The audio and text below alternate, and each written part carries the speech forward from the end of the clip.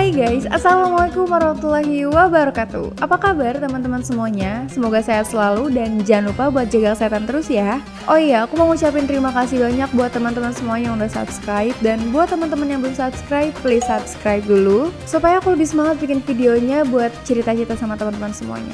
Di video kali ini, aku bakal cerita sama teman-teman semuanya tentang kisah seorang sahabat Nabi yang mungkin teman-teman semuanya juga udah pada tahu. Kalau misalkan kita tahu bahwa sahabat Nabi yang bernama Umar bin Khattab dikenal dengan kegagahannya, dengan keberaniannya, maka ada salah seorang sahabat Nabi yang dikenal dengan sikap jenakanya dan gak jarang bikin Rasulullah itu tertawa terbahak-bahak karena ulahnya. Sahabat Nabi yang kisahnya akan aku ceritakan pada video kali ini yaitu tentang cerita dari Nu'aiman bin Amr bin Raf'ah. So, tanpa berlama-lama lagi, mari kita bahas bersama-sama. Ini dia kisah dari Nu'aiman bin Amr bin Raf'ah.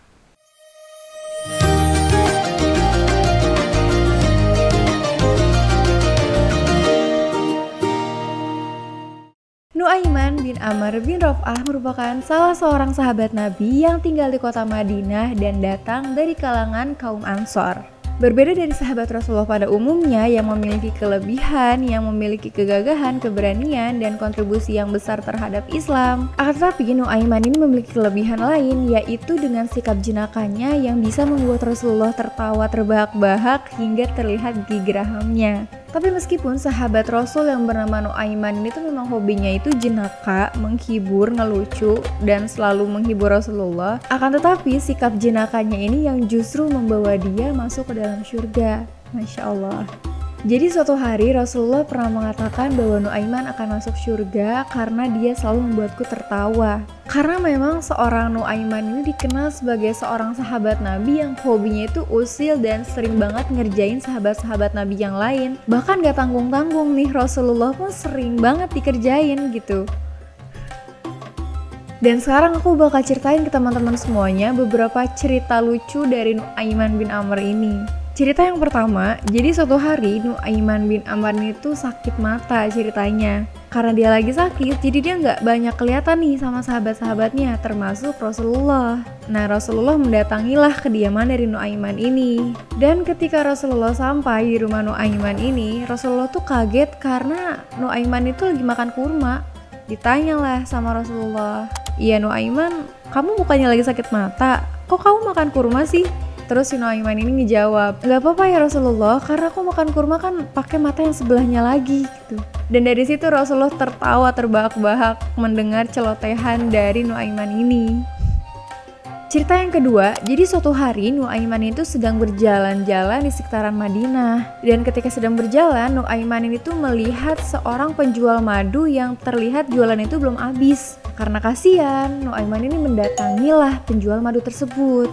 Sambil berbicara dengan cara jenakanya, Nu'aiman itu bilang kalau dia mau beli madu yang dijual oleh penjual tadi. Nah, dengan perasaan yang sangat senang karena madunya terjual, si pedagangnya itu memberikanlah madunya kepada si Nu'aiman. Dan Nu'aiman bin Amr ini mengajak pedagang madu tadi untuk mendatangi kediamannya Rasulullah. Berjalanlah mereka berdua menuju kediamannya Rasulullah. Ketika Nu'aiman dan pedagang madu tadi tiba di depan kediamannya Rasulullah, Nu'aiman ini meminta agar pedagang madu tadi diam dulu menunggu di depan kediamannya Rasulullah. Nu'aiman ini bilang kalau misalkan dia mau masuk dulu nih sebentar mau ngambil uangnya, katanya gitu. Masuklah Nu'aiman ke dalam kediamannya Rasulullah. Dan ketika Nu'aiman bertemu dengan Rasulullah, secara langsung Nu'aiman ini memberikan madu kepada Rasulullah sambil mengatakan, "Ya Rasulullah, aku tahu engkau sangat menyukai madu, maka aku berikan madu ini sebagai hadiah untukmu." Karena Nu'aiman ini tahu kalau misalkan Rasulullah tuh suka banget sama madu. Dengan perasaan senang, Rasulullah menerimalah madu yang diberikan oleh Nu'aiman tadi. Lalu setelah dari situ, Nu'aiman pun pergi meninggalkan rumah. Nah, gimana kabar si pedagang madu tadi? Dia nunggu di depan rumahnya Rasulullah karena kan dia diiming-imingin bakal dibayar sama orang yang ada di dalam rumah tersebut. Jadi sebelum Nu'aiman ini masuk ke dalam rumah Rasulullah, Nu'aiman ini bilang, "Kau tunggu saja di sini. Nanti pemilik rumah ini akan membayarkan madu yang tadi." Karena memang saat itu Rasulullah tidak tahu kalau misalkan madu yang dia pegang itu tuh belum dibayar, ya udah kayak diterima-terima aja gitu kan si madunya. Nah, setelah si pedagang madu tadi menunggu lama, kan dia berpikir gitu ya, kok kok orang tadi nggak balik-balik? Akhirnya si pedagang madu tadi ini tuh mendatangilah rumah Rasulullah dan mengetuk pintunya. Dan ketika pintunya dibuka oleh Rasulullah, Rasulullah pun tidak heran dengan ulahnya si Nuaiman ini. Akhirnya madu tersebut pun dibayar oleh Rasulullah dan Nuaiman entahlah kemana.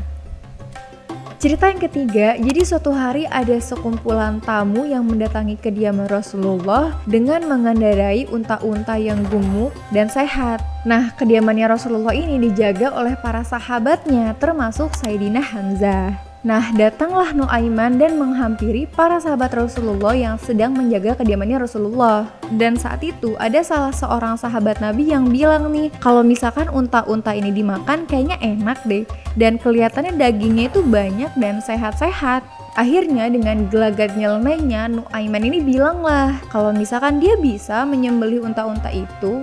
Dan hal ini tidak ditanggapi serius oleh para sahabat yang sedang menjaga rumahnya Rasulullah. Karena mungkin branding dari Nuaiman itu memang terkenal dengan orang yang suka bercanda kan. Jadi ketika dia mengatakan hal apapun itu nggak mudah dipercaya oleh orang-orang. Dan seketika Nuaiman pun mengambil pedang dan menyembelih salah satu unta milik tamunya Rasulullah ini. Kaget kan para sahabat Rasulullah yang menjaga rumah tadi?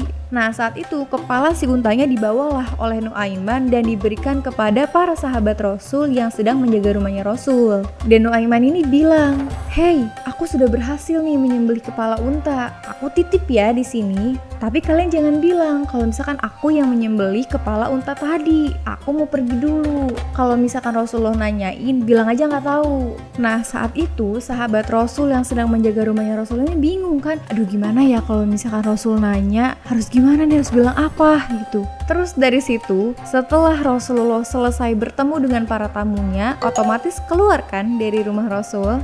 Dan betapa kagetnya Rasul bersama para tamunya kalau misalkan unta yang dijadikan kendaraan oleh tamunya ini salah satunya sudah tersembelih. Dan ketika Rasulullah bertanya kepada para penjaga rumahnya, siapa yang telah berani menyembelih unta dari tamuku? Salah satu dari sahabat Nabi tersebut tuh menjawab, "Ya Rasulullah, sesungguhnya ini adalah ulah dari Nuaiman." Dan saat itu Rasulullah tidak marah karena Rasulullah selalu menanggapi apapun itu dengan kepala dingin. Dan terlebih Rasulullah sudah mengetahui bagaimana karakter dan sifat dari Nuaiman ini yang sering banget bikin ulah.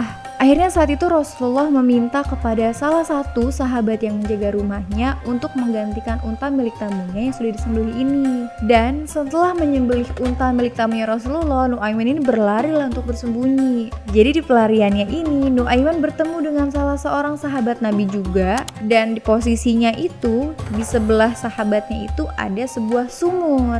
Nuaiman sambil berlari-lari dan terengah-engah berbicaralah kepada sahabat Nabi yang dia temui tadi. "Hei, aku sedang dikejar-kejar oleh orang jahat, maka tolonglah aku." Nah, setelah dari situ Nuaiman meminta izin kepada sahabat Rasul yang ditemuinya tadi untuk bersembunyi di balik sumur.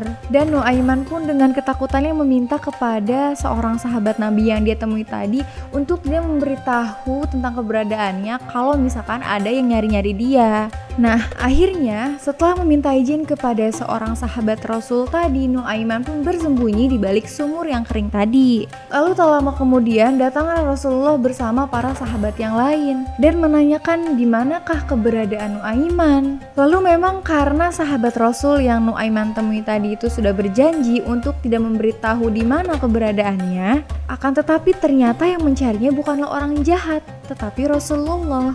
Dan sambil menutup matanya, seorang sahabat Rasul yang si Nuaiman temui tadi tuh bilang sambil nunjuk-nunjuk, "Aku tidak tahu ya Rasulullah, aku tidak tahu." Matanya ditutupin, tangannya sambil menunjuk ke arah sumur. Karena serba salah kan. Di sisi lain gak mau ngasih tahu, tapi yang lagi nyari ini Rasulullah gitu, gak mungkin dia gak ngasih tahu. Akhirnya Rasulullah pun sambil geleng-geleng kepala dan sambil sedikit tertawa, Rasulullah pun menghampiri sumur yang isinya ada Nuaiman tadi.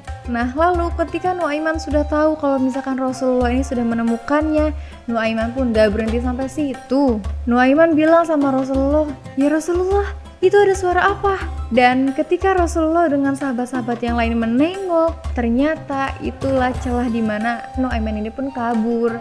Dan ketika Rasulullah beserta para sahabatnya menoleh kembali ke arah Nuaiman, Nuaiman pun tidak ada.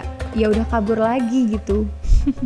Oke, jadi aku masuk cerita yang keempat. Nah, kalau cerita yang keempat ini ceritanya suatu hari salah satu sahabat Rasulullah yang bernama Abu Bakar As-Siddiq mengajak beberapa para sahabatnya termasuk Suhaibit dan Nuaiman ini untuk berjualan. Nah, Abu Bakar As-Siddiq ini memberi amanah kepada Suhaibit untuk menjaga dagangannya dan menjaga stok makanan untuk tidak dimakan sebelum Abu Bakar As-Siddiq kembali. Lalu Nuaiman bin Ammar pun menghampiri Suhaibit untuk meminta sepotong roti karena dia sangat lapar saat itu. Dan ketika Nuaiman meminta sepotong roti kepada Suhaibit, karena memang Suhaibit ini tuh sedang menjaga amanah yang diberikan oleh Abu Bakar As-Siddiq, akhirnya sekuat apapun Nuaiman meminta, roti pun tidak diberikan. Lalu kata Suhaibit kepada Nuaiman, "Sudahlah, kau lakukan saja sesukamu. Aku tidak akan memberikan roti ini karena Abu Bakar As-Siddiq memintaku untuk tidak membuka stok makanan kita sebelum dia kembali." Nah, dari situ Nuaiman pun bilang, "Oh, berarti kalau misalkan aku berulah, kau setuju ya?" Gitu. Lalu dengan akal cerdiknya, Nuaiman ini pun pergi ke sebuah pasar yang menjual para hamba sahaya. Jadi pasar yang menjual hamba sahaya itu seperti pasar yang menyediakan orang-orang yang bisa diambil kerja, jadi kayak ditarik tenaganya gitu. Lalu di situ dia bilang lah, teriak-teriak dengan para pedagang yang ada di situ kalau misalkan dia akan menjual hamba sahaya dengan harga yang sangat murah. Karena para pedagang hamba sahaya ini mendengar, otomatis si Nuaiman ini digerumungin dong sama para penjual hamba sahaya tadi. Nah, jadi ketika dia sudah digerumuni oleh para penjual hamba sahaya tadi, dia langsung menawarkan lah bahwa dia akan menjual hamba sahaya dengan harga yang sangat murah. Dan para pedagang ini excited dong, "Oh, di mana? Di mana hamba sayanya? Di mana? Aku mau beli, aku mau beli." Nah, lalu Nuaiman pun bilang kalau misalkan hamba sayanya tuh ada di sebelah sana. Ciri-ciri hamba sahaya yang dia jual bahwa dia tidak mengaku dirinya sebagai hamba sahaya, akan tapi dirinya mengaku sebagai orang yang merdeka. Nah, setelah mendengar pernyataan dari Nuaiman, otomatis para pedagang hamba sahaya ini pun bergelombol lah mendatangi kediaman seseorang yang katanya akan dia jual. Dan kalian tahu nggak? Ternyata yang dijual itu adalah Suhaibit. Dia dijual cuman gara-gara kesel karena dia nggak dikasih sepotong roti gitu. Nah, ketika para penjual hamba sahaya ini tiba di hadapannya Suhaibit, Suhaibit kaget dong. "Aku bukan hamba sahaya, aku orang yang merdeka." Nah, ini pas banget kan kayak yang dibilang Nuaiman kalau misalkan hamba sahaya yang dia jual itu tidak mengaku dirinya sebagai hamba sahaya, tapi dia mengaku sebagai orang yang merdeka. Karena nggak bisa berkutik, akhirnya Suhaibit ini dibawalah ke pasar penjualan hamba sahaya. Lalu sambil tertawa-tawa, Nuaiman ini pun puas dengan apa yang dia lakukan. Lalu nggak lama, Abu Bakar As-Siddiq pun datang dan menanyakan, "Loh, di mana Suhaibit? Kok nggak ada?" Dan dengan gaya santainya, Nuaiman ini pun bilang kepada Abu Bakar As-Siddiq, "Ya Abu Bakar As-Siddiq, sesungguhnya Suhaibit telah aku jual ke pasar hamba sahaya." Dan karena kaget, akhirnya Abu Bakar As-Siddiq pun mendatangi pasar hamba sahaya untuk membeli kembali si Suhaibit yang terjual tadi. Dan setelah selesai berjualan, Abu Bakar As-Siddiq pun menceritakan hal tersebut kepada Rasulullah. Dan reaksi Rasulullah saat itu, Rasulullah pun tertawa terbahak-bahak hingga terlihat gigi gerahamnya. Nah, itu dia tadi 4 cerita jenaka ataupun 4 cerita lucu dari tingkah usilnya Nuaiman bin Ammar ini. Akan tetapi guys, jadi Nuaiman bin Ammar itu merupakan salah seorang sahabat Nabi yang hobinya memang meminum arak. Akan tetapi meskipun begitu, Nuaiman bin Ammar ini merupakan salah seorang sahabat Nabi yang sangat dicintai oleh Rasulullah. Bukan karena apa yang telah dia lakukan atas hobinya meminum amar, tapi karena kecintaannya yang begitu besar kepada Allah Subhanahu wa Ta'ala dan Rasulullah. Dan gak cuma itu aja, meskipun Nuaiman ini dikenal sebagai seorang sahabat Nabi yang sikapnya itu nyeleneh, senang bercanda, akan tetapi ternyata dia merupakan seorang veteran di perang Badar. Jadi dia merupakan salah satu dari kalangan Ashabul Badar dengan sahabat-sahabat yang lain yang berjuang di perang Badar untuk memperjuangkan agama Islam. Dan Nuaiman ini telah berjanji untuk setia kepada Rasulullah pada perjanjian Aqabah kedua. Nah, lalu bagaimana tentang hobinya Nuaiman ini yang senang banget hampir tiap hari minum arak ataupun amar? Meskipun Nuaiman ini merupakan salah seorang sahabat Rasul yang sangat dicintai oleh Rasul, akan tetapi Rasul tidak pernah membenarkan kebiasaannya dalam meminum arak. Jadi Rasulullah tetap memberikan hukuman kepada Nuaiman dengan hukuman dipukul, hingga suatu hari Rasulullah pernah mengatakan kalau misalkan dia nggak mau berhenti minum amar, bunuhlah dia. Dan melihat kebiasaannya Nuaiman ini yang senang banget minum arak ataupun amar, ini tuh membuat para sahabat Rasul yang lain tuh marah hingga mencaci maki Nuaiman ini. Dan orang-orang pun terheran-heran mengapa orang seperti Nuaiman ini begitu dicintai oleh Rasulullah.